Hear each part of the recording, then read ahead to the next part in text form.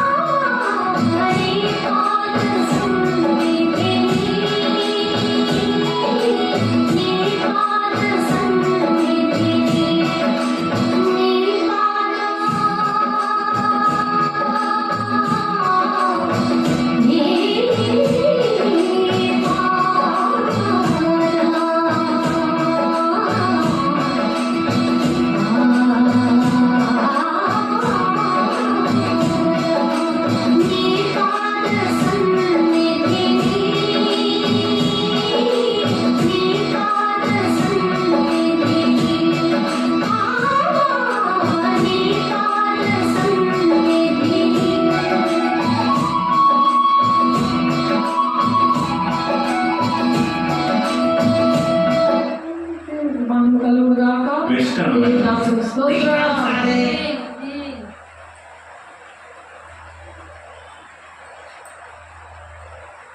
మాకు కలుగుగాక. హెబ్రీయులకు రాసిన పత్రిక 1వ అధ్యాయము చూద్దాము అందరము. ఈరోజు దేవుడు మనతో మాట్లాడుతున్న విషయం ఏంటంటే, మనము కూడా దూతల్లాగా ఆయన్ని కొనియాడాలి. అప్పుడు ఆయన మనం ఎప్పుడైతే దూతల్లాగా కొనియాడతామో అప్పుడు ఆయన సన్నిధి మన దగ్గరికి వస్తుంది. అంటే ఆయనే దిగి వస్తాడు.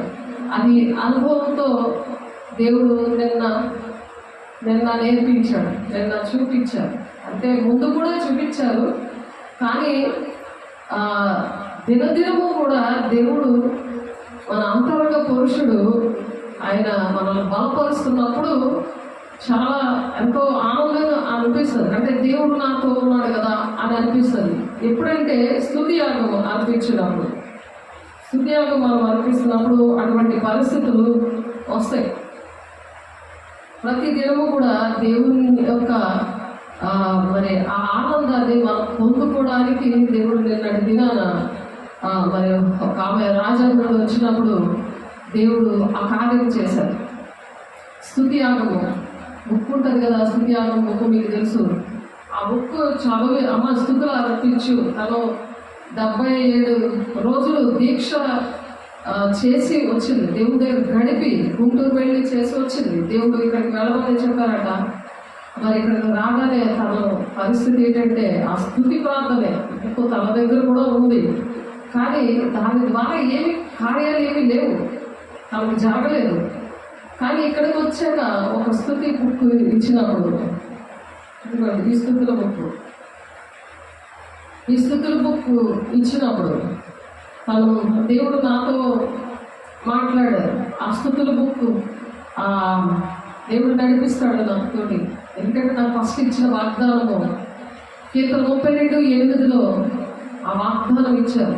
నీకు ఆలోచన చెప్తాను, నీకు నడవలసిన నేను బోధిస్తాను. అది మా పాస్టర్ గారిని చెప్తే మా పాస్టర్ గారు మమ్మల్ని నడిపించాడు. ఆయన దైవ స్వరూపి పాస్టర్ గారు సంసోనయ్య. ఆయన ఏమన్నాడంటే ఆయన అబ్బో నీకే అని అన్నాడు కదా. దాని విషయం ఏదో చెప్పలేదు, కానీ ఆ విషయము ఇప్పటికి 25 సంవత్సరాల పైన అయిపోతుంది. కానీ ఆయన 50 సంవత్సరాలుగా చనిపోయాడు. కానీ అక్కడ ఆ ఏకాంతంలో దేవుడు నడిపించడానికి 30 మంది నడిపించడానికి అక్కడ నేను దేవుడితో నాటకం పెట్టుకుంటాను, కానీ మనుషులతో నేను పెట్టుకోను. అప్పుడు అంతే, ఇప్పుడు కూడా అంతే. ఎందుకంటే మనం ఏం నేర్చుకోవాలంటే మనుషుల నమ్మటికంటే రాజుల నమ్మటికంటే యెహోవాను ఆశ్రయించడం మేలు. ఆ దేవుడు ఎప్పుడైతే మన హృదయంలో ఆయన్ని ప్రతిష్ఠించుకుంటామో అప్పుడు దేవుడు నడిపించడానికి మనతో మాట్లాడడానికి ఆయన ఇష్టపడతాడు. అది ఏ ప్లేస్ అయినా సరే. అది నాకు దేవుడు నేర్పించే అనుభవపూర్వకంగా నేర్పించాడు. అయితే హెబ్రీయులకు రాసిన పత్రికలో 1వ అధ్యాయము 7వ వచనంలో తన దూతలను వాయువులుగాను తన సేవకులను అగ్ని జ్వాలుగాను చేసుకున్నవాడు అని తన దూతల గురించి చెప్తున్నాడు. ఈరోజు మన టైటిల్ అదే, తన దూతలను వాయువులుగాను తన సేవకులను అగ్ని జ్వాలలుగాను చేసుకున్నాడు. ఎవరైతే దేవుని సేవకులు అటువంటి సేవకులను ఇష్టపడతారో వాళ్ళు కూడా దేవదూతలా వాడుకుంటాడు, అగ్ని జ్వాలగా వాడుకుంటాడు. ఎప్పుడు అది జరిగిందంటే ఆ స్తుతుల ప్రార్థన చేయమని దేవుడు నాకు అలాగా ఆలోచన చెప్పి అలాగా ఆ దూత చెప్తుంది కదా. గబ్రియలు దూత వచ్చి మరియమ్మతో మాట్లాడింది కదా. అలాగే మనల్ని కూడా ఆ దూతలాగా వాడుకుంటాడు ఇతరుల విషయంలో. ఆ సేవ మనం చేస్తున్నప్పుడు మామూలు సేవ కాదు. ఇది అపోస్తుల బోధ అనేది అగ్ని వంటిది. అది బండను బద్దలు కొట్టే సుత్తి వంటిది. అపోస్తులు అలాగే వాడబడ్డారు, ఆయన కార్యాలు చేశారు. ఎందుకంటే యేసయ్య అపోస్తులుగాను ప్రవక్తగాను ఆయన వాడబడ్డాడు. ఆయన చేశాడు, ఆ క్రియలు చేసి 3.5 సంవత్సరాలు మనకు నేర్పించాడు. అలాంటి అపోస్తులని శిష్యుల్ని తయారు చేశాడు. మనం కూడా విశ్వాసం కాదు శిష్యులు తయారు చేయమని మత్తయి 28వ అధ్యాయము 18, 19, 20 వచనాలు చూస్తే అవే ఉన్నాయి. శిష్యులుగా వాళ్ళని తయారు చేయమంటున్నారు. అది కూడా భూమి గంతముల వరకు సువార్త చేయమంటున్నాడు. బాప్తీసం ఏమంటున్నాడు, నేను ఏ సంగతులు చెప్పానో అవే మీరు చేయండి అని చెప్తున్నాడు. సదాకాలం అప్పుడు మీతో నేను ఉంటానంటాడు. సదాకాలం అంటే ఈ లోకంలో పరలోకంలో కూడా సదాకాలం అంటే భూలోకంలో మనం ఎక్కడైతే మనము తన దూతలు అంటే దేవుని విషయంలో దేవుని రాజ్యానికి నడిపించే దూతల్లాగా ఆయన సేవకులుగా మన భూలోకంలో దేవుడు వాడుకుంటున్నాడు. అలా వాడుకోవడానికి దేవుడు ఇష్టపడుతున్నాడు. అగ్ని జ్వాలగా వాడుకోవడానికి ఇష్టపడుతున్నాడు. అలాగా దేవుడు అలా స్తుతి అన్నాడు. దేవుడు ఫస్ట్ దూతలను చేశాడు. అది ఎక్కడుందంటే ఆది కాండము, మనం ఒకసారి చెప్పుకున్నాము. ఆది కాండము 1వ అధ్యాయంలోని దూతలు చేసినప్పుడు లూసిఫర్ మాట వినలేనందుకు అక్కడ నుండి పడదోసినప్పుడు దేవుడు ఆది కాండంలోని ఆ సృష్టి ఏదైతే ఆది అందు దేవుడు భూమి ఆకాశంలో సృజించాడు. ఆయన సృజించాడు, దూతలు చేశాడు.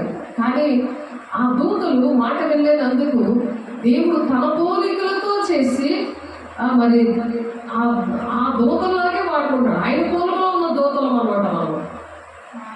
మనం ఆయన రక్తం ఇచ్చి మనం కొనుక్కున్న దూతలం అనమాట. రెండోసారి ఆయన అవి ఎప్పుడైతే మాట వినలేదో అంతా కూడా నిరాకారం అయిపోయింది. ఫస్ట్ ఆయన చేసిన సృష్టి ఏమైంది? 2వ వచనంలో ఆది కాండము 2వ వచనంలో భూమి నిరాకారంగాను శూన్యముగా ఉండేను. ఆయన భూమి ఆకాశాలు చేశాడు, కానీ భూమి ఏడేమిటి నిరాకారంగా అయిపోయింది, శూన్యంగా అయిపోయింది. చీకటి అగాధ జలముల పైన పరిశుద్ధాత్మ దేవుడు మరి ఆ చీకటి అనే అగాధ జలముల మీద అలా ఏడుస్తూ ఉన్నాడు, అల్లాడుతున్నాడు. ఇప్పుడు కూడా మరి పరిశుద్ధాత్మ పొందుకున్న వాళ్ళు కూడా అలాగా బాధ వేదనతో అల్లాడుతూ ఉంటారు చీకటిగా ఉన్న ప్రజల దగ్గర. ఇప్పుడు ఈ మాస్ ఏరియాలో నా పరిస్థితి అంతే. ఎవరైతే మాట విన్నారో అలాంటి ఆ చీకటి మీద దేవుని ఆత్మ అల్లాడుతూ ఉంటుంది, వేదన పడుతూ ఉంటుంది. ఏంటంటే వీళ్ళు ఎందుకు వినరు, వీళ్ళు ఎందుకు మాట వినరు, ఎందుకు దేవుని రాజ్యం కట్టడానికి ఆటంకంగా ఉంటారు, దేవుని రాజ్యం అంటే ఎందుకు ఇష్టం ఉండదు, ఈ భూలోకమే దేవుని రాజ్యం ఇక్కడే ఎంజాయ్ చేయాలని ఎందుకు అనుకుంటున్నారు అని. ఇప్పుడు భూకంపాలు ఇవన్నీ కూడా అంచె దినాల్లో మరి జరుగుతూ ఉన్నాయి. ఏదైతే దేవుడు వాగ్దాన అంటే ప్రవక్తలు ప్రవచించారు అవన్నీ కూడా జరుగుతున్నాయి ప్రజెంట్. అది చూసుకునే వాక్యము బాగా బోధించేది దేవుడు మాత్రమే. కాబట్టి తన దూతలను అంట వాయువులుగా చేసుకుంటాడు. వాయువు అంటే గాలి ఇక్కడ నుంచి అక్కడ కానీ ఎప్పుడు ఎక్కడ ఉంటారో వాళ్ళు తెలియదు. అపోస్తులు కానీ ప్రవక్తలు కానీ జనాలకి మేలు చేసేవారిగా ఉంటారు, మరి వాళ్ళకి హెచ్చరించేవారిగా ఉంటారు అపోస్తులు ప్రవక్తలు. మరి అపోస్తుల బోధ అనేది ఆ విధంగా జరిగింది. ఎఫెసీ 4:13లో ఉన్నట్టుగా అలా స్తుతి ప్రార్థన చేస్తూ ఉంటే ఏసయ్య ఈ బలిపీఠం దగ్గర మోకరించి చేస్తున్నాం, భోజనం చేయలేదు. ఆరాధన అయిన వెంటనే మరి ఆమెను తీసుకొని వచ్చి చక్కగా భోజనం చేయకుండా నేను భోజనం చేస్తావమ్మా అంటే, లేదండి ముందు ఫోన్లో తను ఏం చెప్పింది, భోజనం చేస్తా నాకు నిద్ర వచ్చేస్తుంది. కానీ ఇక్కడికి వచ్చాక ప్లేట్ మారిపోయింది. ఏంటంటే నేను భోజనం చేయనండి, ప్రార్థన అయ్యాక నేను చేస్తాను. అప్పటికి నేను అడిగాను, నేను ఎవరిని ఇబ్బంది పెట్టను, వాళ్ళు కరెక్ట్గా బాడీ ఉంటేనే కదా, భోజనం చేసినా చేయకపోయినా వినాలి కదా, వింటేనే కదా, వినటం వల్ల విశ్వాసం వస్తుంది. ఆ విశ్వాసం ఉంటేనే, విశ్వాసం లేకుండా దేవునికి ఇష్టడేమిట అసాధ్యం అంటున్నాడు కదా దేవుడు. మరి ఆయనకి ఇష్టమైనట్టు ఆయన కానీ నేను వచ్చిన వాళ్ళు కానీ నేను కానీ ఇష్టంగా ఉంటేనే కదా మరి కార్యం అనేది జరుగుతుంది. తనకి ఆయాసం ఉంది, విపరీతమైన తలపోటు ఉన్నది, మరి ఇంకా నోట్లో క్యాన్సర్ గడ్డ ఉంది. తన భర్త మాంత్రికుడు, మరి ఇంకో భార్యతో విగ్రహారాధన భార్యతో ఉన్నాడు, మరి పెళ్ళిడి పిల్లలు 3 ఉన్నారు. తను చాలా భక్తి చేస్తుంది. కానీ వ్యర్థమైనది, వేస్ట్ కదా. మనుషులు కల్పించిన పద్ధతులు అవే దైవోపదేశాలని నన్ను వ్యర్థంగా ఆరాధిస్తున్నారు. అటువంటి పరిస్థితిలో ఉన్న ఆమె దేవుడు పంపించారు. గుంటూరులో ఈ బాధలు పడలేక అక్కడికి వెళ్ళిపోయి 77 రోజులు తను దీక్షలో ఉంటే దేవుడు నాకు ఫోన్ ద్వారా చెప్పింది. నాకైతే చెప్పలేదు, మామూలు నేను వస్తున్నానండి అని చెప్పింది. ఇక్కడికి వచ్చాక నన్ను పంపించారండి అని చెప్తుంది. నన్ను పంపించినప్పుడు అయితే నా నోట్లో నుంచి దేవుడు ఏం పలికించారంటే, ఆ స్థుతుల బుక్ చదవ, ప్రార్థన చేయి, స్థుతులు పట్టుకొని ప్రార్థన చేయి అని అన్నాను. అది నేను కొంతవరకు ఆ స్థుతులు పట్టుకొని నేను ప్రార్థన చేసి తనకు ఒక బుక్ ఇచ్చి అది పట్టుకొని ప్రార్థన అని చెప్పగానే వెంటనే నేను భాషలతో నేను ప్రార్థన చేస్తున్నాను, తన స్థుతులతో తన ప్రార్థన చేస్తుంది. వెంటనే యేసయ్య ప్రత్యక్షమైపోయాడు ఆమెకి. ఎంత ఆశ్చర్యం అనిపించిందంటే దేవుని నామమునకు స్తోత్రం. ఎందుకంటే మనం పాటలు పాడుతున్నప్పుడు దేవుని స్తుత్యాగం అర్పించినప్పుడు ఆయన వస్తాడు, ఆయన చూస్తాడు, నీ హృదయాన్ని చూస్తాడు, నీ పరిశుద్ధం చూస్తాడు, నీ విధేయతను చూస్తాడు, ఆయన మాట విన్నాను చూస్తాడు. మరి ఆయన నాతో మాట్లాడుతున్నప్పుడు నేనేం చేశాను, భోజనం అమ్మ నాకైతే భోజనం అక్కర్లేదు, నేనేం తిన్ను, నువ్వు తినాలనుకుంటే తిను అని చెప్పాను. వెంటనే మోకరించాను. నేను మోకరించి, నువ్వు మోకరించగలిగితే మోకరించి, లేకపోతే కూర్చో, కానీ మనసు మాత్రం దేవుని మీద పెట్టు, స్థుతి ప్రార్థన మాత్రం చెయ్యి. ఈ స్థుతులు పట్టుకొని ఆయన ఆ స్థుతి బుక్లోనే నువ్వు చెప్పు, అది ఎండింగ్ వరకు నువ్వు చెయ్యి అని చెప్పాను. అంతే. ఆ ఎండింగ్ అవ్వక ముందే నా వెనకాతల దేవుడు నా పక్కన అలాగా ఆయన ప్రత్యక్షమయ్యాడు. చాలా సంతోషపడింది. ఆ స్థుతి ప్రార్థన అయిపోయిన వెంటనే తను చెప్తుంది, తనకున్న బాధలన్నీ విషయంలో నా నోట్లో నుంచి ఆ మాటలన్నీ కూడా పలికించాడు. ఏ మాట వల్ల దేవుడు ఎలా విడుదలిస్తాడు, ఎలాగా దేవుడు కార్యం చేస్తాడనే విషయాలు దేవుడు అక్కడ మాట్లాడుతూ వచ్చారు. దేవుడికి మహిమ కలుగును గాక. దేవుడు నామమునకు స్తోత్రం. కాబట్టి భూమి నిరాకంగాను శూన్యంగాను ఉన్నదట, చీకటి అగాధ జలమైన కమ్యంగాను దేవుని ఆత్మ జలముల పైన అల్లాడుతుంది. ఇప్పుడు కూడా ఈ చీకటి అనే ఈ దేశంలో, చీకటి అనే గృహంలో, మరి చీకటి అనే సంఘంలో అది అల్లాడుతూ ఉంది. వెలుగుగా చేద్దామని, మనిషిని వెలుగుగా చేద్దామని దేవుడు కూడా అలాగ అల్లాడుతూ ఆయన మనుషులు చీకటిలో ఉండి, మరణాంధకారంలో ఉండి, పాపక్షమాపణ లేక ఆ పాపము నుండి విడుదల అనేది మనిషి వల్లే కలుగుతుంది. అది కూడా పరిశుద్ధ రక్తం ద్వారానే. పరిశుద్ధ రక్తం ఎక్కడ నుండి వస్తుంది? పరిశుద్ధమైన మనిషి దగ్గర ఉంటుంది రక్తం. పరిశుద్ధంగా పుట్టిన మనిషి దగ్గరే ఉంటుంది. మరి లోకంలో ఎవరైనా పరిశుద్ధంగా ఉన్నారా లేదా? దేవుడు ఒక్కడే ఉన్నాడు, ఎవరు లేదు, కొంతమంది కాదు. దేవుడు ఒక్కడే పరిశుద్ధంగా పుట్టాడు, ఎవరు పుట్టలేదు. కాబట్టి దేవుడు ఒక్కడే ఆ పరిశుద్ధ రక్తం ద్వారా పుట్టాడు. ఎలా పుట్టాడు? కన్య మరియమ్మ గర్భము, ఆ దూత ఏం చెప్పింది? పరిశుద్ధాత్మ శక్తి వలన నువ్వు గర్భం ధరిస్తావు. ఆ గర్భం వాడుకున్నాడు. మరి నీ గర్భం వాడుకుంటాడా? నువ్వు కంటావా అలాంటి పిల్లలు? మీకు ఆ 4 గదులు ఉంది ఆ మాట. పరిశుద్ధ రక్తం ద్వారానే మనకి పాపక్షరం వస్తుందని మరి ప్రతి గ్రంథాల్లో రాశాడు. ఎందుకంటే మతంలో భేదం లేదు కదా, ఇది మనుషులు పెట్టుకున్నారు కదా. ఆయన అందరినీ ప్రేమించి ప్రాణం పెట్టాడు కదా, అందరి కోసం పెట్టాడు ఆయన. మనగా స్వార్థం అలాంటివి ఏమి ఉండవు, మనుషులు పెట్టుకునేవి. అది గమనించాలి మనం. ఇవన్నీ మనుషులు పెట్టుకున్నది.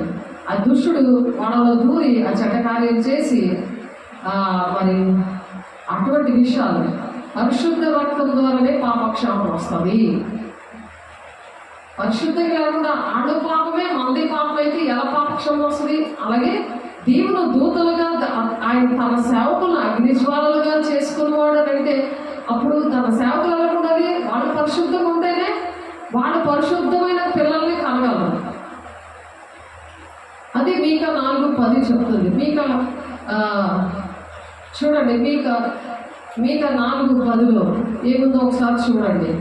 చాలాసార్లు మనం చెప్పుకున్నాము, దేవుడు మళ్ళీ ఎందుకో మాట్లాడుతున్నారు కాబట్టి మనం విందాం. చూడండి, రాసుకోండి. ఏంటంటే ఒక సమస్య ఉన్నదంటే మనము ఎలాగ మనం విడుదల పొందుకోవాలి. మీకా 4:10 సియోను కుమార్తె ప్రమాది స్త్రీ వలనే నీ వేదన పడి ప్రసవించుము. మనం పరిశుద్ధంగా ఉంటే అంటే తన సేవకులను అగ్నిజ్వాలలుగాను చేసుకునేవాడు తన దూతలను గురించి చెబుతున్నాడు. మనం దూతల్లా ఉంటే, దూతలు అంటే ఏం చేస్తాయి? దేవుని పనికి సహాయం చేస్తాయి. దేవుని బిడ్డలకి, దేవుని సేవకులకి సహాయం చేస్తాయి అవి. మరి దేవుని సేవ అంటే మరి ప్రజలకి సేవ చేయడమే కదా. మనుషులకు చేసినట్లే కాక మనుషులకే మనం చేస్తాం, కానీ ఆ మనుషులే చూడకుండా దేవుని చూడండి అంటున్నాడు. అంటే దేవుడు ఎలాగా పుట్టాడు? పరిశుద్ధంగా ఉండి కదా మనల్ని రక్షించాడు. అలాగే మనం కూడా పరిశుద్ధంగా ఉండి ఇతరుల్ని మనం రక్షించాలి. మనం అపవిత్రంగా ఉంటే దేవుడు ఎలా వస్తాడు? దీవించి నడిపిస్తాడు. అది మనం ప్రతిరోజు కూడా చెక్ చేసుకోవడానికి ప్రార్థన, సహవాసము, రొట్టె ఇచ్చేది ఎడతెగక ఉండాలి. ఎడతెగక ప్రార్థనలో ఉండాలి, ఎడతెగక రొట్టె ఇవ్వాలి, ఎడతెగక సహవాసంలో ఉండాలి. ఇష్టం వచ్చిన సహవాసం కాదు. ఆయన ఏ బోధ నేర్పించాడో ఏంటది? యూదా పత్రిక 1:3 ఉంది. ఆ పోరాటం మనం పోరాడాలని మరి వాక్యం చెప్తుంది కదా, మనం నేర్చుకున్నాం కదా. దానికోసమైన అటువంటి సహవాసం ఉండాలి. ఇష్టం వచ్చిన దగ్గర ఎక్కడైనా దేవుడు ఉన్నాడులే అంటారు. ఎక్కడైనా దేవుడు అనుకుంటాడు. అపవిత్రము అయిన దేవుడు కాదు కదా. మన పరిశుద్ధంగా కాదు, మన దగ్గర రాడు ఆయన. మన దగ్గరికి వచ్చాడంటే మనం ఎంత బలంగా మనం ఆ పరిశుద్ధతను మనం కాపాడుకోవాలి. అమ్మో, పరిశుద్ధంగా దేవుడు మాట్లాడు బాబోయ్, అది భయం వస్తుందా లేదా? మనకి భయం వేస్తుందా లేదా? కాబట్టి పరిశుద్ధత అనేది ఎలా ఉంటుంది, ఎటువంటి సహవాసం ఉండాలి అని మనం నేర్చుకున్నాం. ఏదో పత్రిక 1:3 ప్రియులారా, మనకందరికీ కలిగిన రక్షణ గురించి మీకు వ్రాయగలని విశేష ఆసక్తి గలవాడని ప్రయత్నపడుచుండగా పరిశుద్ధులకు ఒక్కసారే అప్పగించబడిన బోధ వ్యర్థంగా ఆరాధన చేస్తే రాదు. ఆమె పాపం వ్యర్థమైన ఆరాధన చేసుకొని వస్తుంది. పాపం 77 రోజులు ఇంటిని విడిచిపెట్టి ఇల్లంతా చీకట్ల మోక ప్రార్థన చేస్తుంటే తనకి ఏంటంటే ప్రార్థనాత్మ పోతుంది. ఒక ఇడ్లీ కావాలా నీకు అని చెప్పాడంట తన భర్త. ఇడ్లీ తేరా అంటే అమ్మాయి ఎంత ప్రేమగా తెస్తాడు, ఓన్లే తేని అనుకుందంట. ఆ ఇడ్లీ చిన్న మొక్క తుంచి నోట్లో పెట్టిందంట. అది కూడా తెస్తాడు కదా అని చూస్తే రాత్రి 12 గంటలు తెచ్చాడంట. ఓన్లీ తెచ్చాడు కదా, ఓన్లీ తిందాం, బాధపడతాడేమో అని నోట్లో పెట్టేసరికి తలంతా పట్టేసిందంట. తలంతా పట్టేసింది.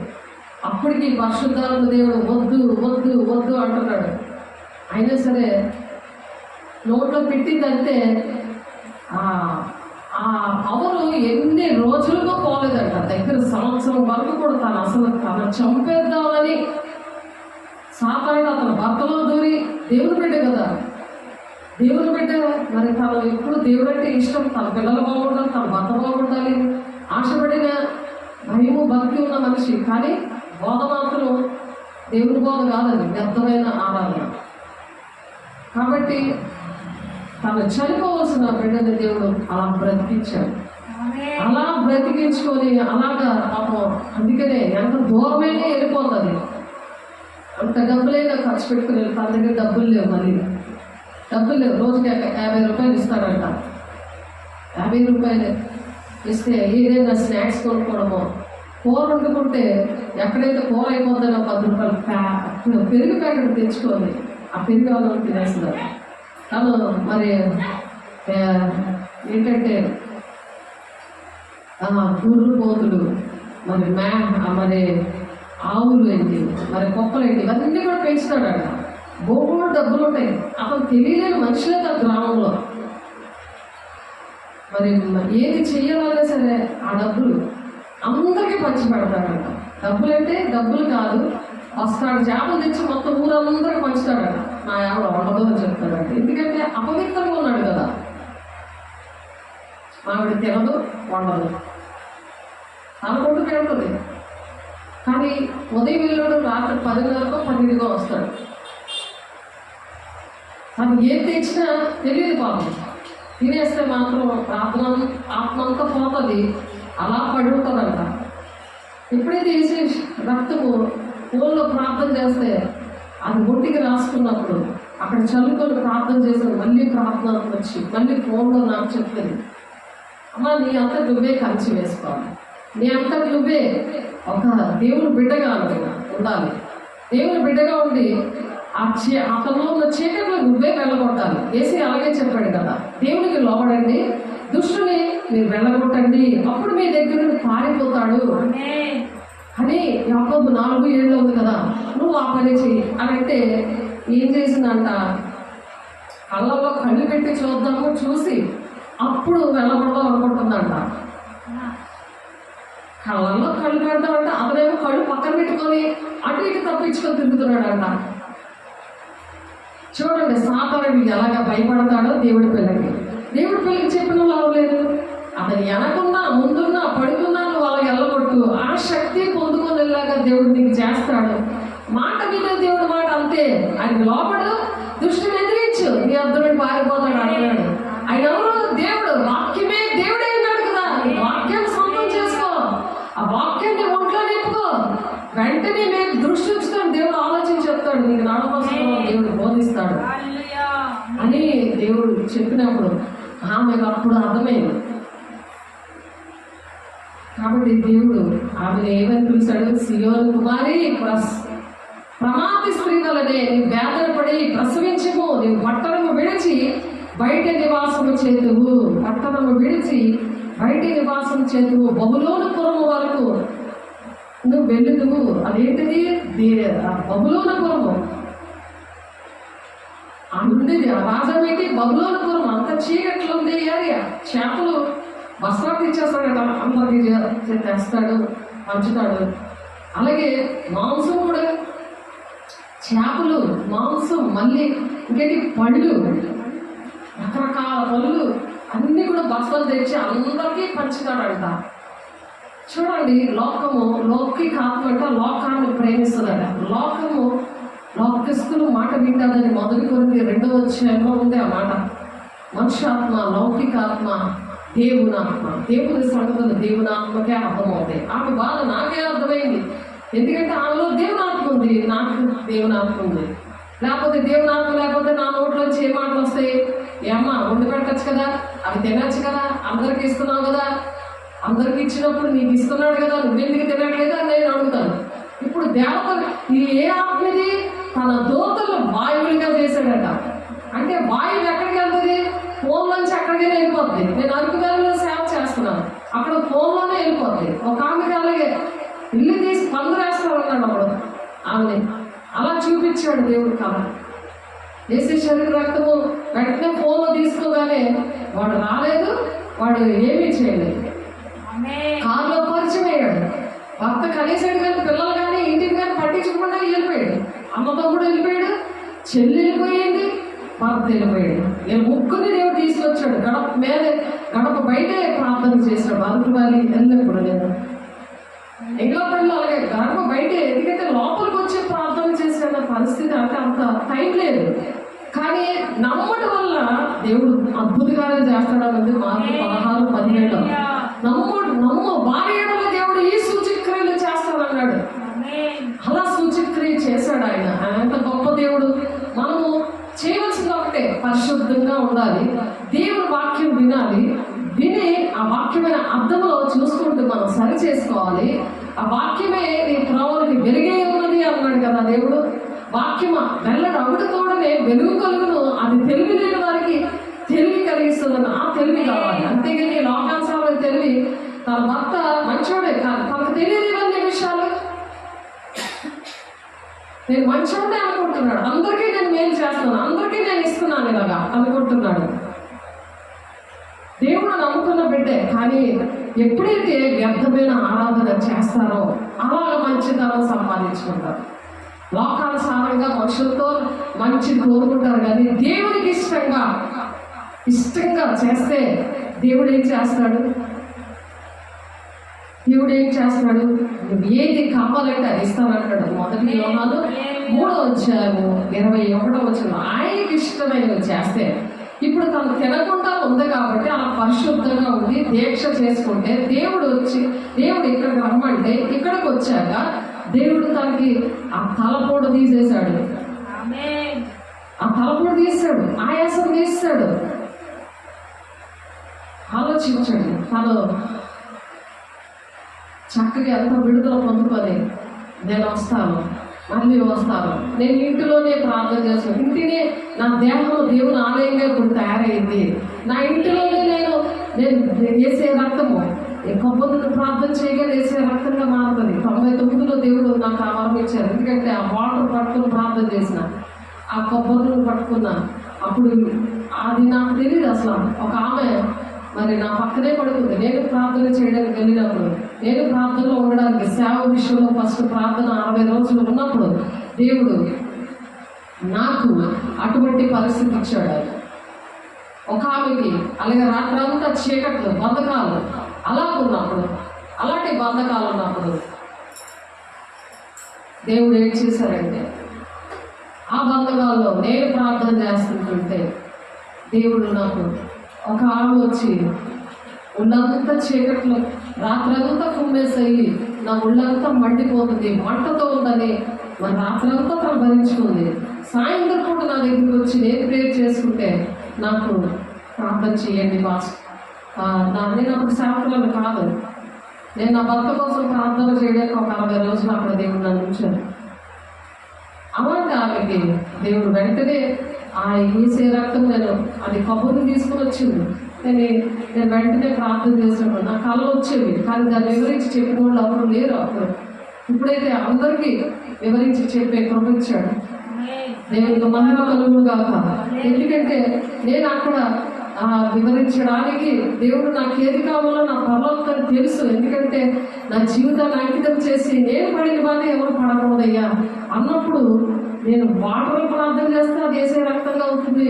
మళ్ళీ మళ్ళా ఆయిల్ కూడా, కొబ్బరి కూడా వేసే రక్తంగా అయ్యి తను ఒళ్ళంతా రాసుకుని నా దగ్గరికి వచ్చి చెప్పిన విషయం ఏంటంటే, ఒళ్ళంతా చాలా చల్లగా ఉందమ్మా, అంత లేదమ్మా, నా పరిస్థితి ఇదమ్మా, రాత్రంతా చీకట్లో నా మీద పేగ పట్టుకొని పిసికేసి నాకు నిద్ర లేకుండా అలాగే నన్ను బాధ పెట్టేయమ్మా నేను చెప్పింది. సలోమి ఆమె వేరు. ఆలోచించండి, దేవుని పిల్లల కోసం దేవుడు ఏంటంటే తన సేవకులను అగ్ని జ్వాలలుగా వాడుకుంటాడట. మామూలు సేవ కాదు ఇది. ఆయన ఏర్పాటు చేసుకున్న బిడ్డలు అలా ఉండాలని దేవుడు ఆశపడుతున్నారు. ఏ సేవ మనం చేస్తున్నాం? వ్యర్థమైన ఆరాధన చేస్తున్నామా? దేవుడు 3.5 సంవత్సరాలు వచ్చి ఆ దేవుని యొక్క కుమారుని పంపించి మనిషి చేసిన తప్పుకి మనిషే బలైపోయి ఆయన రక్తం ద్వారానే విడుదల వస్తుంది, స్వస్థత వస్తుంది, పాపక్షమం వస్తుంది అని దేవుడు వాక్యము చెప్తుంది. అది ఆయన ఏం చెప్తున్నారో అది మనం చేస్తాం, మనకు విడుదల వస్తుంది. కానీ ఆయన ఒకటి చెప్తుంటే మనము ఒకటి చేస్తుంటే కుదరదు. సామెతలు 3:5-7 ఉంటుంది. నీ స్వబుద్ధిని ఆధారం చేసుకోనక పూర్ణ ప్రవర్తన అంతటి ఎందు, మొత్తం ప్రవర్తన పూర్ణ ప్రవర్తన అంతటి ఎందు యెహోవా అధికారానికి నువ్వు ఒప్పుకో.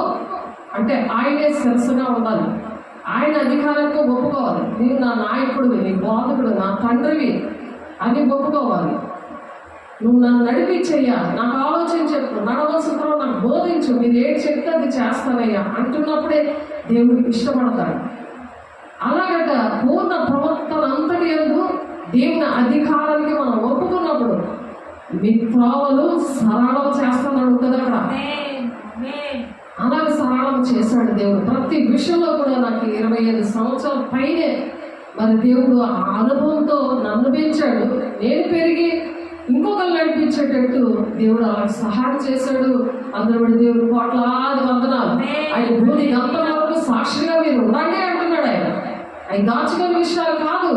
ఎందుకంటే దేవుడు మాట్లాడే దేవుడు కాబట్టి పరిశుద్ధాత్మ దేవుడు మీ మీదకి వచ్చినప్పుడు మీరు శక్తివంతులు అవుతారు. భూమి గంటల్లో మీరు సాక్షులే ఉంటారని అపోస్తలులు 1:8 అందుకే చెప్పారు. కాబట్టి మనం అగ్ని జ్వాలలుగా వాడబడాలి. తన దేవతలను తన సేవకులను అగ్ని జ్వాలగా చేసుకునేవాడు.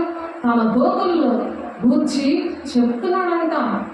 తన దూతల గురించి అంటే మన కోసం ఆయన సాక్ష్యం చెప్పాలి. అది కూడా మనం చెప్పుకున్నాం. ఆయనే మనకు సాక్షి అని చెప్పి రోమపత్రిక 1వ అధ్యాయము 10వ వచనము చూడండి. రోమపత్రిక 1వ అధ్యాయము 3వ వచనం. అందులో దేవుడే మనకి సాక్షిగా ఉండాలి. అప్పుడు ఆయన కలిగిస్తాడు. పరిశుద్ధాత్మ దేవుడు మన మీద ఉంచి భూతిగంతంలో ఒక సాక్షిగా ఉంచేది దేవుడు కానీ మనుషులు కాదు. మనం సాక్ష్యం చెప్పలేము. చెప్పినా సరే సాతాను పరిశుద్ధాత్మ దేవుడు రాలేదనుకోండి, ఆయనకి ఇష్టంగా మనం సరళం చేసుకోలేదు అనుకోండి, ఆయనకి ఇష్టంగా ఆయన అధికారాన్ని మనం ఒప్పుకోలేదనుకోండి, అదే ప్లేస్లో సాతాను వచ్చి పాట పాడతాడు, వాక్యం చెప్తాడు, బోధ చేస్తాడు. ఆ బోధ చేస్తాడు అనేది 1 తిమోతి 4:1-2 ఉంది. ఆ మాట మనం చెప్పుకున్నాము. అలాగే రోమపత్రిక 1వ అధ్యాయము రోమపత్రికలో మరి మనం ఇప్పుడు చూసాం కదా. రోమపత్రిక 1వ అధ్యాయంలో ఆయనే సాక్షి అనేది 10వ వచనంలో ఉంది. చూడండి, మీకోసం చదువుతున్నాను. మిమ్మల్ని గురించి ఎడతెక్క జ్ఞాపకము చేసుకొనిచున్నాను. ఎందుకు ఆయన కుమారుని సువార్త విషయమే నేను నా ఆత్మయందు సేవించుచున్న దేవుడే నాకు సాక్షి. ఆయన సాక్ష్యం చెప్తున్నాడు కదా, నీతో నేను ఉన్నానని. అలా కనబడి నా వెనకతలు కనబడి అప్పుడు ఆమెకి అంత ధైర్యం. దేవుని బిడ్డలో ఉండి నాతో మాట్లాడుతున్నాడు. దేవుని బిడ్డ మాట నేను వినాలి. ఆ సేవకుని అగ్ని జ్వాలగా వాడుకుంటున్నాడు. తన దూతల గురించి చెప్తున్నాడు నాకు. తన దూతలు వాయువుగా చేస్తున్నాడు. ప్రార్థన చేయమన్నాను. ప్రార్థన చేయమంటే తను ఏం చేసిందంటే ప్రార్థన చేసింది. దేవా, అనేకమైన విషయాలు అంత దూరము నీ సేవకురాలు రావడానికి టైం కుదరకపోయినా ఫోన్లో చేసినప్పుడు ఎన్ని విషయాల్లో నాకు విడుదల ఇచ్చిందని ఇలా తీసుకొచ్చావయ్యా. అక్కడే ఎన్ని విషయాలు విడుదల ఇచ్చావయ్యా. ఈరోజు ప్రత్యక్షంగా నాతో కనబడి మాట్లాడి నన్ను బాగు చేయడానికి వచ్చావయ్యా అని తను ఎంత బాధతో దేవుడితో ప్రార్థన చేసింది. అలాంటి కృతజ్ఞత అనేది దేవుడు ఇస్తాడు. అలాంటి సాక్ష్యము దేవుడు ఇస్తాడు. ఆ సాక్ష్యమే ఇక్కడ 10వ వచనంలో మిమ్మల్ని గురించి ఎడతెక్క జ్ఞాపకం చేసుకుంటున్నాను. అలాంటి కూడా మనం జ్ఞాపకం చేసుకుంటామా లేదా? రోమపత్రికలో మరి పౌలు గారు చెప్తున్నాడు, మిమ్మల్ని గురించి నేను జ్ఞాపకం చేసుకుంటున్నాను. ఇప్పుడు సేవకులకి ఏకీపించారనుకో, వాళ్ళ మాట విన్నారనుకో, దేవుడు చాలా మందికి కనిపించాడు కానీ వాళ్ళ మాట విన్నారు. చాలా మందికి మాట వినలేదు, కనిపించాడు దేవుడు. మరి ప్రార్థన చేసినప్పుడు తాగి పడుకున్నాడు నా భర్త. నాన్న తాగపోను ఒకసారి, మళ్ళీ నాన్న తాగపోన్నాం. ఆయన 2వ ట్రిప్ కనిపించినప్పుడు మళ్ళీ ఎర్ర చేసి చూశాడు. 3వ ట్రిప్ కూడా తాగి పడుకుంటే 3వ ట్రిప్ ఏం చేశాడంటే 25 సంవత్సరాల క్రితము విషయం చెప్తున్నాను నేను. నాకు మామూలు లేనప్పుడు తెలియకుండా నాకు పెళ్లి చేసేసినప్పుడు అప్పుడు విషయం చెప్తున్నాను. 3వసారి నువ్వు కుక్కవి కక్కిందే తింటావు అని చెప్పి విడిచిపెట్టి ఆయన ప్రత్యక్షత నుండి ఆయన ప్రత్యక్షత లేదు అప్పటి నుంచి ఇప్పటి వరకు కూడా. ఇప్పుడు మరి సువార్థికుడిగా దేవుడు 2004లో పిలిచాడు. ఆయన ఆ సువార్త పని ఆయన చేస్తున్నాడు. ఎందుకు చెప్తున్నాడంటే దేవుడు కనబడినప్పుడు, దేవుడు మాట్లాడినప్పుడు మనం ఏంటంటే కృతజ్ఞతగా మనం ఆ విషయంలో జ్ఞాపకం చేసుకోమంటున్నాడు ఆయన. అదే ఇక్కడ రోమ 1:10లో మిమ్మల్ని గురించి ఎడతెక్క జ్ఞాపకం చేసుకొనిచున్నాను. ఆ గురించి మనం ఒకరు మాట విన్నారు, ఒకరు మాట వినలేదు, జ్ఞాపకం చేసుకుంటున్నాము కదా. అలాగే మనం దేవుడు మన పక్షాల నుండి ఇతరులతో మాట్లాడుతున్నాడు. మనం ఎవరో దేవుని సేవకులము, అగ్ని జ్వాలగా దేవుడు వాడుకుంటున్నాడు అనే విషయము దేవుడు అది అలా కనపడినప్పుడు మనం ఎలాగా అలా జ్ఞాపకం చేసుకోవాలి. అది భూతిగంతంలో ఉంటూ మనం ఎలా సాక్షిగా ఉండాలి. పరిశుద్ధాత్మ దేవుడు మన మీదకి వస్తున్నాడు ఎప్పుడు ఆయన ఆరాధన చేసినప్పుడు. అలా దూతలు ఇంతక పాటలు ఆ దూతలలో ప్రార్థన చేసే దూతలలో ప్రార్థన చేశాడు. కానీ ఆ దూతల కన్నా ఎక్కువ మనల్ని ప్రేమించాడు. మనల్ని ప్రేమించాడు. ఆయన పోలికలో, ఆయన రూపంలో, ఆయన గుణాలతో ఆయన పోలికలు ఇచ్చాడు. మరి ఆ గుణాలను మనం ఉంచుకోవాలి కదా. పరిశుద్ధాత్మ పొందుకున్నప్పుడు ఆ గుణాలు మనం కాపాడుకోవాలి కదా. యోధపత్రిక 1వ అధ్యాయము 3వ వచనం ప్రకారము మనం కాపాడుకోవాలా లేదా? చూడండి, చదువుతున్నాను మీకోసము. ప్రియులారా, మనకు అందరికీ కలిగే రక్షణ గురించి మీకు వ్రాయవలెనని విశేష ఆసక్తి గలవాడనే ప్రయత్నపడి చూడగా పరిశుద్ధులకు ఒక్కసారి అప్పగింపబడిన బోధ నిమిత్తము మీరు పోరాడవలని మిమ్మల్ని వేడుకొనుచు మీకు వ్రాయవలసి వచ్చిన మన పోరాటం అది. ఆ రక్షణ అలా కాపాడుకోవాలి. ఆ బోధలు ఒక్క బోధే, కానీ ఇన్ని బోధలు ఎలా వచ్చాయి, ఇన్ని భాషలు ఎలా వచ్చాయి మీకు తెలుసు. అన్నీ కూడా బాబేలు గోపురం కడుతున్నాడు, అప్పుడు భాషలు వచ్చేసాయి.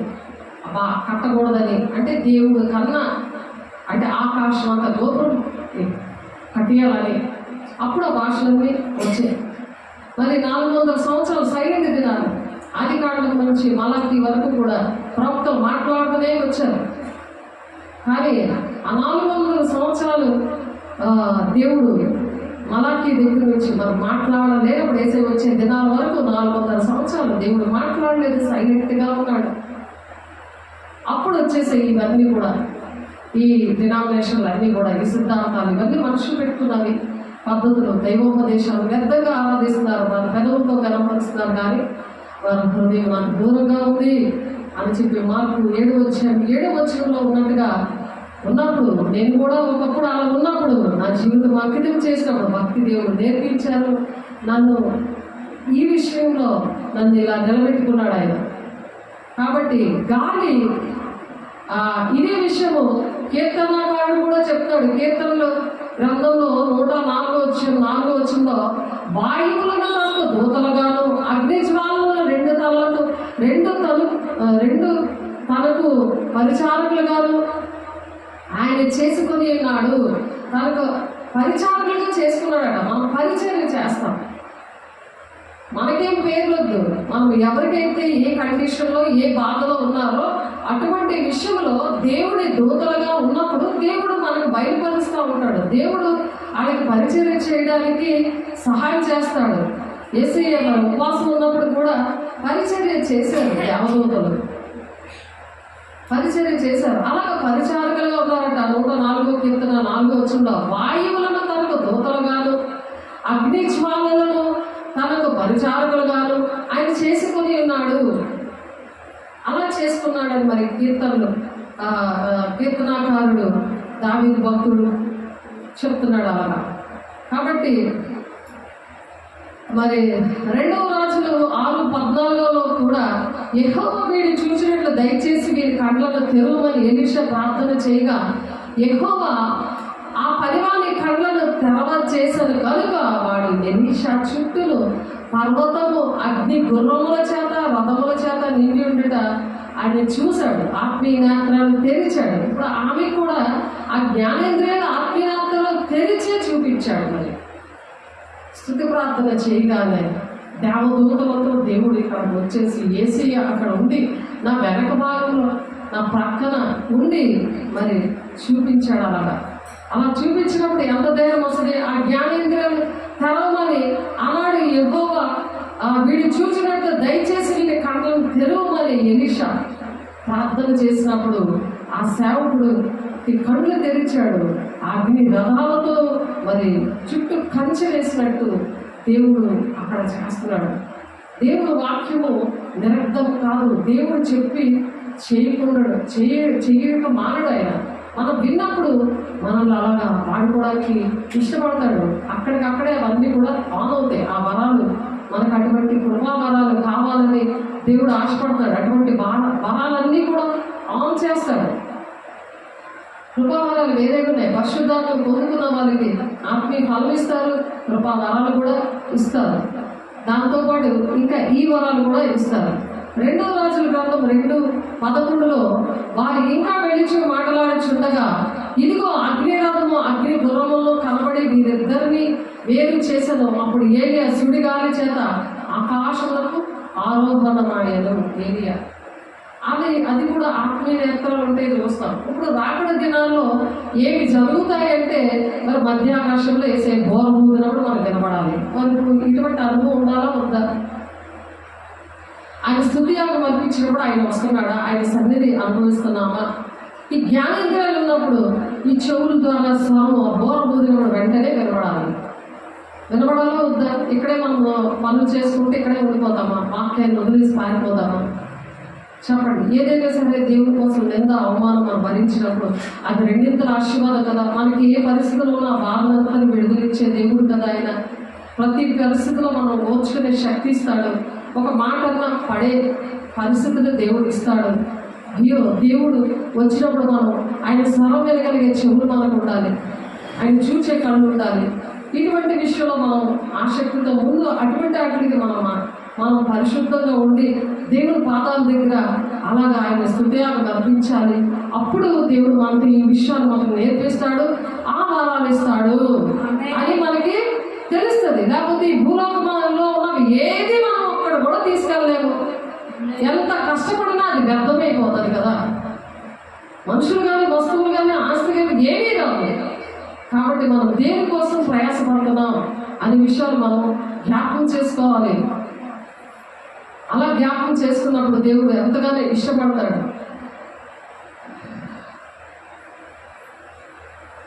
కాబట్టి ఆయన మనకి సాక్షిగా ఆ విధంగా ఉన్నాడు. అలా ఉండకపోతే ఏం జరుగుతుందంటే కొంతమంది అలా ఇష్టపడతారు. అలా ఉండకపోతే ఏం జరుగుతుంది అనే విషయం మనం చూసుకొని ముగించేద్దాము.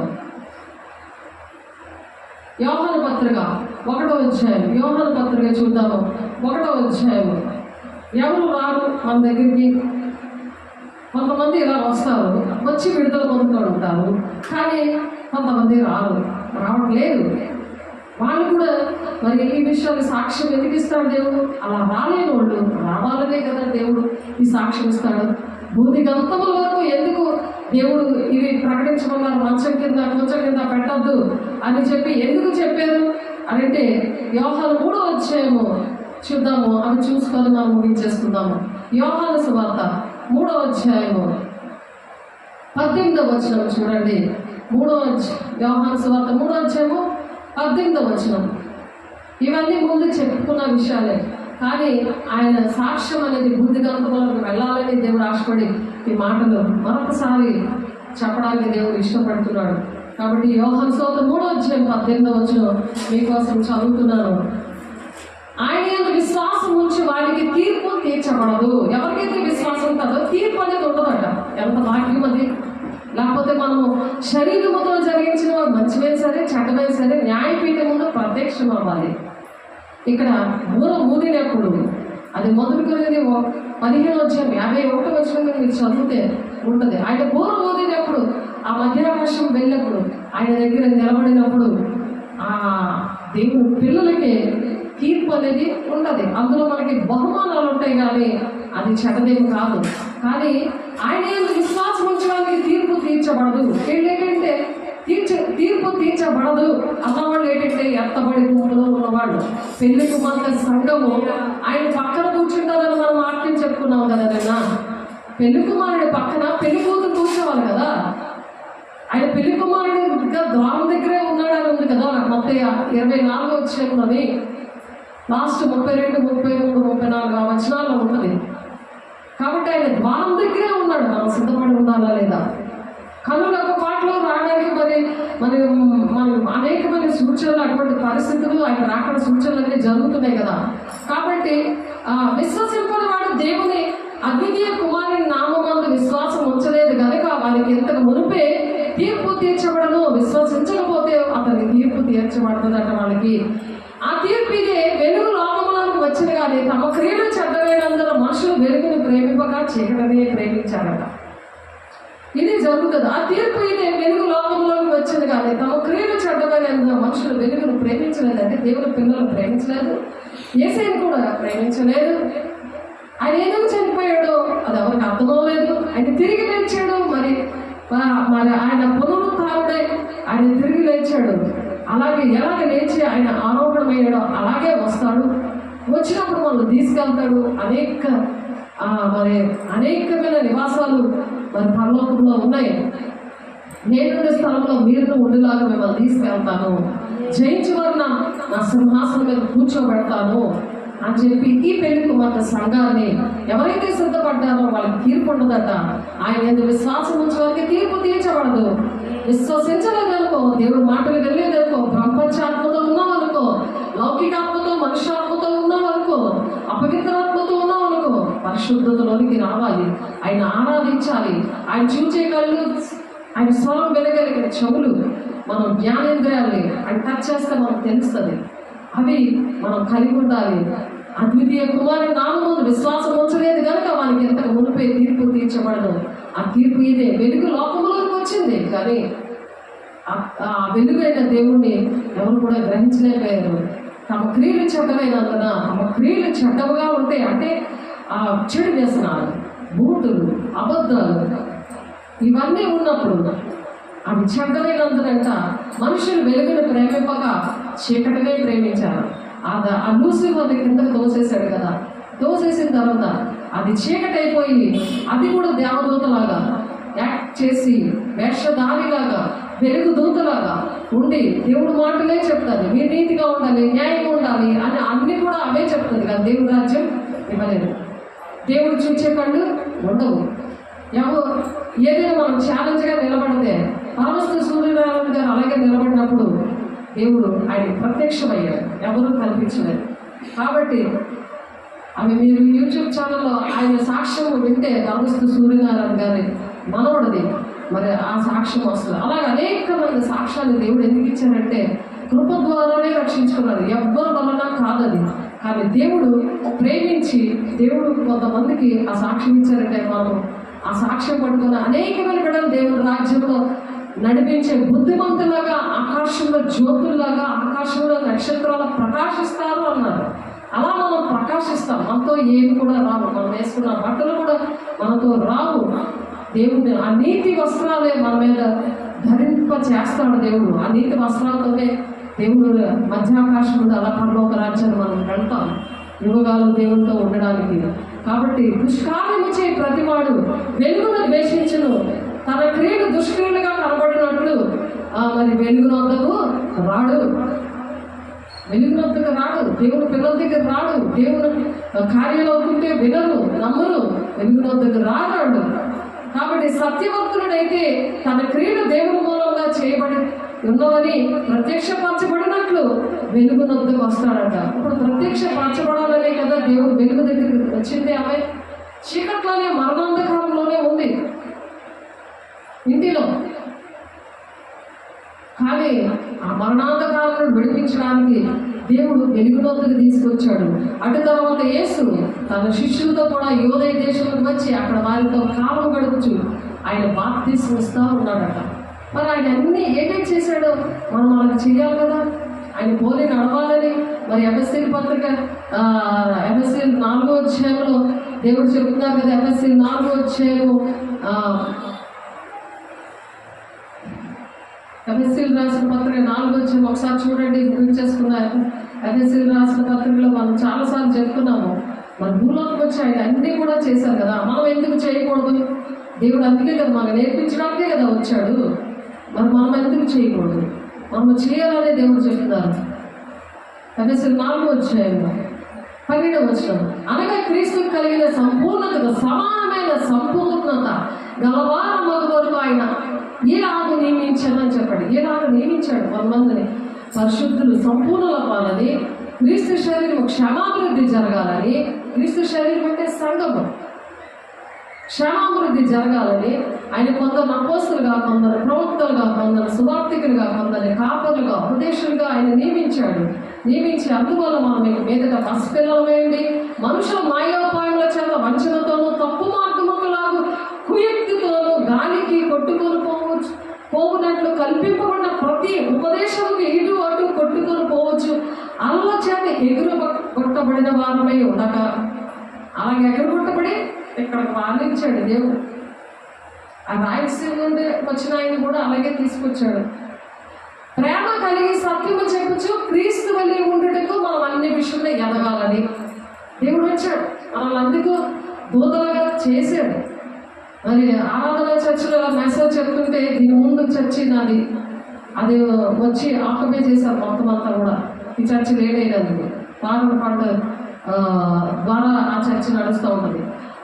అక్కడ కూడా ఇక్కడ వాక్యం చెప్తున్నప్పుడు దేవదూతగా దేవుడు చూపించారు. అక్కడ ఉన్న స్వాతి అని ఒక అమ్మాయిని ఇక్కడ వాక్యం చెప్తుంటే నన్ను దేవదూతగా చూపించాడు దేవుడు. మనకి దేవుడు అలా సాక్ష్యాలు ఇచ్చడం మనం చాలా బలంగా ఉంటాము. అలాగా ప్రేమ కలిగి సత్యం చెప్తాము. క్రీస్తు వల్లే సత్యం అనే సాక్ష్యం వస్తుంది. పరిశుద్ధాత్మ మీ మీద వచ్చే శక్తివంతమైన భూదిగంతంలోకి సాక్ష్యం వెళ్తుంది. అలాగా అందుకు దేవుడు యూట్యూబ్ పరిచయించారు. ప్రేమ కలిగి సత్యము చెప్పచ్చు క్రీస్తు వల్లే ఉండటకు మనం అన్ని విషయాల్లో ఎదగమంటున్నాడు. అక్కడ ఆయన శిరస్సు అన్నాడు. ఆయన సర్వ శరీరము చక్కగా ముచ్చబడి తనలో ఉన్న ప్రతి అవయమును తన పరిమాణము చొప్పున పని చేయుచుండగా ప్రతి కీలు వలన కలిగిన బలము చేత అతుకుబడి ప్రేమయందు తనకు క్షమాభివృద్ధి కలుగునట్లు శరీరములకు అభివృద్ధి కలుగు చేసుకొనిచున్నాడు ఆయన.